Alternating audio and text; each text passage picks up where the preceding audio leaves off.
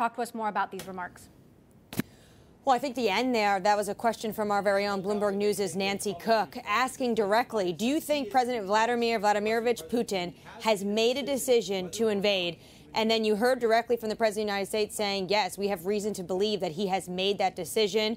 When a reporter followed up on that question, Emily, he responded with the intelligence is the reason why we are able to bring ourselves to that point. And this just raises the question, if the United States does believe that President Putin has this plan and has already in his mind made up this decision to further invade Ukraine, then it raises a big question on what paths are left on the diplomatic front.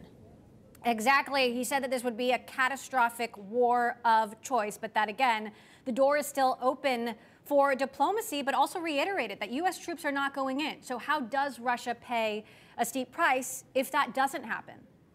It's going to come down to harsh economic sanctions and really being cut off from the global international community. The president reaffirmed that after his phone call with transatlantic leaders, including those from Canada, the United Kingdom, Italy, the European Union, about coalescing around a harsh sanctions package. And then we heard from Deputy National Security Advisor today, Dalip Singh, talking about how harsh these would be. They would go even deeper into the Russian economy in terms of cutting them off the global system than had we saw prior on the annexation of Crimea in 2014. But Emily, we should note there are still questions to be answered about what, in fact, are going to be the sanctions in terms of how much pain they will inflict on Russia. Because we even heard today from Mario Draghi, the leader of Italy, talking about the fact that potentially we want to avoid the energy sector, given how reliant Europe is on fossil fuels, especially natural gas coming from Russia. And he said potentially we'd have to look at what those penalties would mean depending on the severity of the attack. So still a lot of questions remain, but coming out of this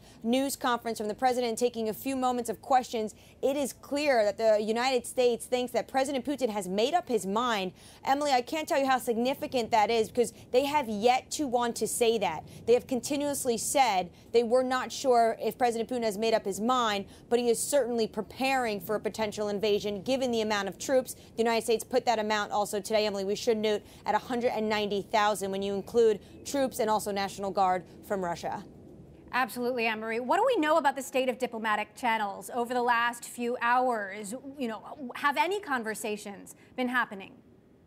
Yeah, so a few have had happen. I think one important one was today from Defense Minister Lloyd Austin to his Russian counterpart, that's Sergei Shoigu.